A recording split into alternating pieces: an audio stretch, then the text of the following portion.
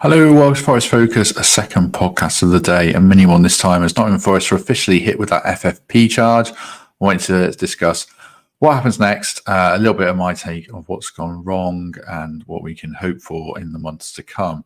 So first of all, just quickly, a quick recap of the news if you haven't seen it. Forest and Everton have both been hit with FFP charges by the Premier League for breaking their profit and sustainability rules going back over the previous 3 seasons.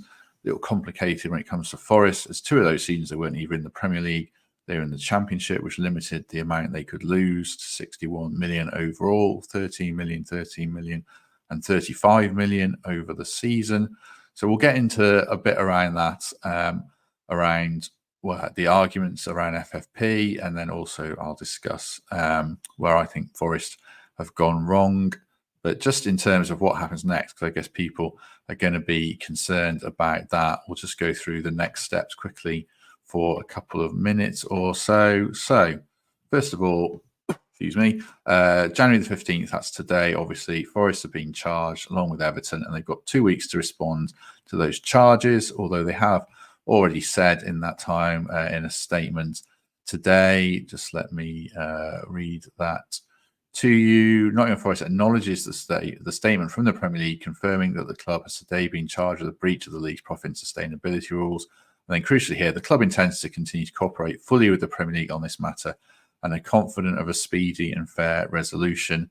So whether that means they'll appeal or not, we don't quite know. They've obviously enlisted a top legal team with Nick DeMarco on board, who's argued successfully for them in the past, specifically around Harry Toffolo's betting. So they're certainly well represented to argue their case. They do have mitigation, or certainly a defence they're mounting around Brennan Johnson's sale. Sky Sports News reporting today that they were only outside of FFP compliance for 2 of the 12 months in the final season, and that was because they waited to sell Brennan for a higher fee to Spurs rather than taking the lesser money from Brentford. And that's why they were outside the rules for a while. Whether that kind of washes or not, I don't know. But you can see Forest will hopefully get the minimal penalty if they get any penalty at all. Hopefully not 10 points or something like that. But we shall see. After that, a hearing by April the 5th for Forest and Everton. And then a week later, on April the 10th, they'll learn their fate, whether they're going to be fined or have a points deduction. I remember listening to Kieran Maguire the other week saying he doesn't think, this was on the Price of Football podcast, doesn't think a fine is likely from these clubs because the precedent has already been set in hitting Everton with that 10 points deduction already. So it seems, if that's right, more likely a points deduction, and Forest will have to hope it's as minimal as possible, probably around 5 or 6 points, which you would hope would be sufficiently low for them to stay up with the bottom 3 currently struggling, which is part of the second half of the discussion, I guess. And then, crucially, May the 24th is the conclusion of any appeals. But the main part of that is that's 5 days after the Premier League season ends. So we could play all the remaining games and still not know what league we're going to be in next season, even if we finish outside the relegation zone, which is ridiculous. And one of the things that shows this current system certainly isn't fit for purpose, if that's how it's going to be, because that's not, it's going to be a terrible cloud over the rest of the season for, most importantly, the fans, but also the players who are now being relied on to dig Forest out of a hole. So that's basically where we're at for the next few months going through the rest of the season. Not much fun there, but we'll wait and see. And obviously we hope the players, respond as Everton's players did and get the wins that we've seen they're capable of under Nuno. So I suppose we were having this debate on the podcast today with Fletch, Lewis and Thames. In fact, me and Fletch were having the 2 debates in one a bit about the system and about where Forest have gone wrong, I think.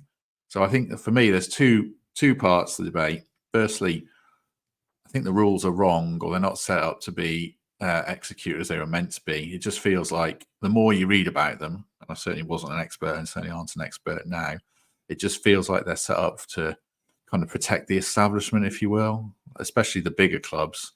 who already had the financial clout before we went into the FFP era, making it harder just to break through. And it's even worse for Forest because they've been out of the Premier League for 23 years. They don't have parachute payments, neither do Luton this season, obviously, but you don't have that cushion that Sheffield United and Bournemouth and Fulham have had after being relegated, and Forest are trying to come up and stay in the elite straight away and not go back down. So they've thrown money at it and shown the ambition of Evangelos Marinakis, but really they can only lose 35 million. Other clubs can lose 35 million times 3. Forest can only do that times 1. So 105 million for other clubs you can lose over those 3 years. For Forest, it's 13 million for the 2 championship seasons, which is right because you can't, you're far more likely to run into financial problems in the Championship than you are in the Premier League. But it does mean when you come up to the Premier League, it feels very much like the deck is stacked against you. So Forest have got an owner who's ready, willing, and able to throw money at it to keep Forest in the top flight, battling with the big clubs. But he's not able to spend that money as he wants without fear of reprisals, so to speak, with a fine or a points deduction. So I don't think the system's right as it stands, and we have seen it might be reviewed in August, which doesn't help Forest or Everton now. And then the second argument that people keep saying, you keep reading, is what about Man City? And we touched on this in the podcast earlier. I think that's a separate thing again. Obviously, it's within the framework, but they've got these 115 charges against them. It's not like one charge that Forest have got against them. So they've got to go through all 115 charges and argue them to the nth degree. And we all know Man City are going to be lawyered up to the hilt worse than a mob boss. So they're going to have top legal representatives arguing their case, and it's just going to drag on and drag on and drag on.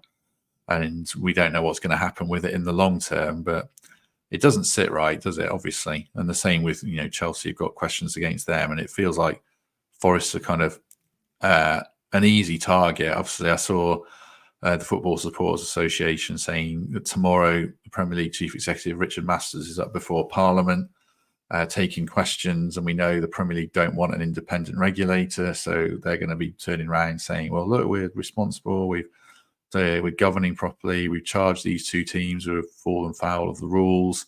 So I hope it isn't the case that Forest and Everton are made an example of, but we'll wait and see on that. So that's part 1. The deck feels stacked. But part 2 is Forest knew the rules, and if they've broken them, they've broken them, and they're going to have to take their medicine. And what I hope coming out of this, and the big thing that I hope coming out of this, is it kind of serves a wake-up call around the transfer policy or lack thereof. We've kind of signed so many players over so many seasons until it came right. And then we got here and we did need to sign a lot of players. Obviously losing, the loan players like Garner and Davies and players like that, and a lot of our out of contract players who moved on. So we had to act. But the question just became around, did we sign too many players? Did we not have a coherent recruitment policy? It got to the stage where, you had Steve Cook out of the Premier League 25-man squad, an experienced player. And I don't object to him, not having a place at the club if we felt we moved on, but to not sell him or something like that, and to be paying wages for him and Lyle Taylor, obviously Harry Arter, it speaks to, shorter term and longer term issues that hopefully now will be addressed with a new manager in place who wants to work with that smaller squad. So, and then it goes back to the recruitment teams that we've had. We had George Sirianos signing, or behind signings like Mangala and Awonyi, Steve Cooper wanting his players like Gibbs White and Nico Williams. Obviously had Evangelos Marinakis and his son Miltiadis' input with players like Jesse Lingard. I would say we know that he was an architect of that, and then Sirianos goes and Felipe Girardi comes in, and then he goes, and we have then that January we have Steve Cooper getting Andre Ayew, and we also signed John Joe Shelby and Chris Wood, and we're signing different players for different strategies and different play patterns of play and different formations. And I think we ended up having so many players that now we've got going into this season, we've got so many out on loan.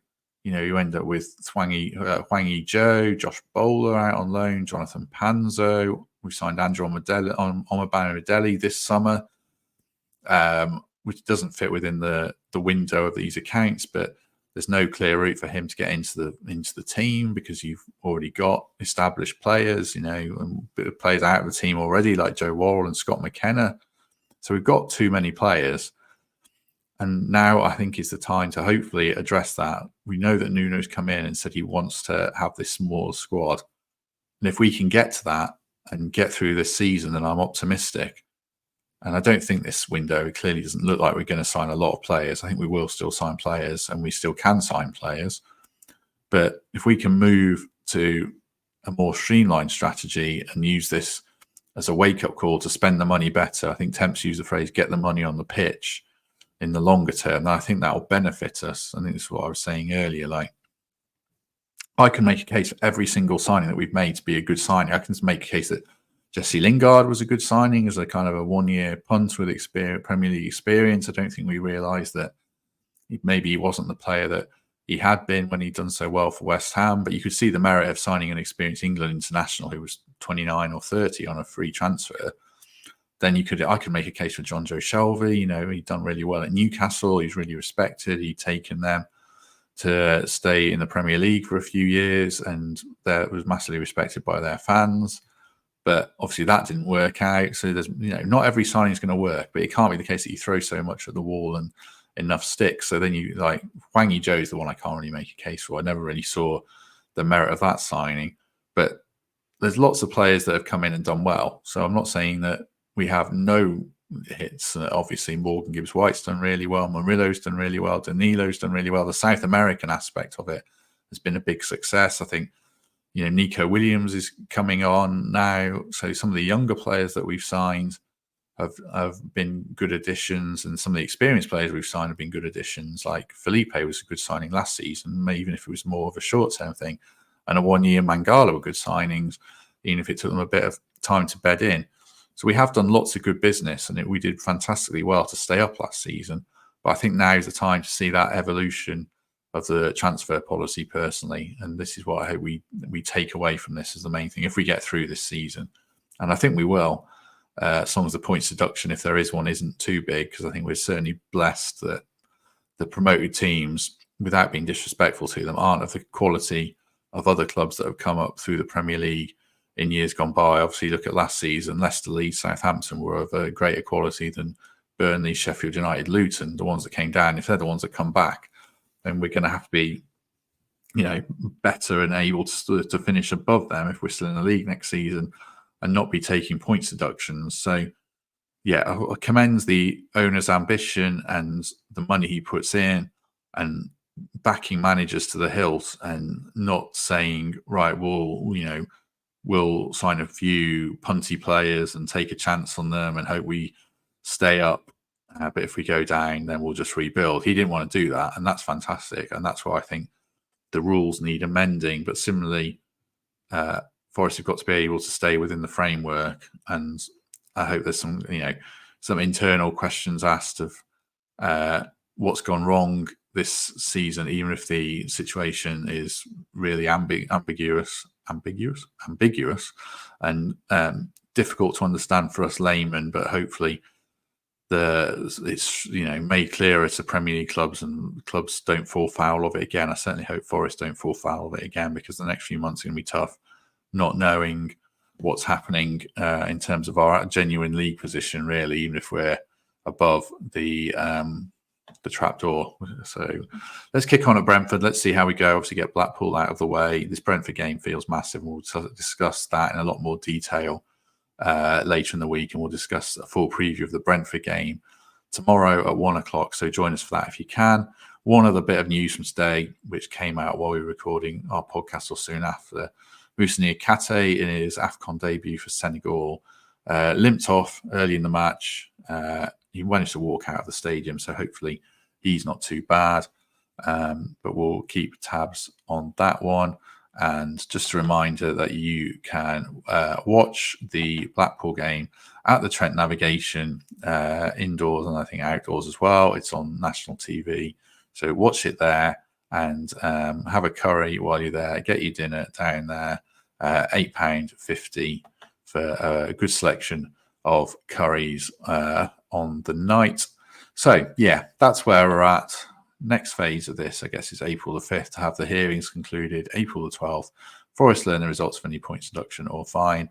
And then May the 24th, conclusion of any appeals, 5 days after the season ends, which is a bit of a nightmare. If you have liked this video or liked what we did earlier in the day with Fletcher, Lewis and Temps, do like and subscribe, and do check out that full main podcast if you haven't. And thank you to you if you've become a channel member. You can do that now as well. And thank you to everyone. You can do that via YouTube, I should say, on the homepage on desktop and on your phone through Google. And thanks to everyone who listens on iTunes as well. Obviously, hopefully we'll have some extra stuff on audio platforms in the next few weeks. Right, we'll leave it there. Hopefully that was of interest in just explaining the situation a little bit further. Appreciate your company as ever. Have a good evening, everyone.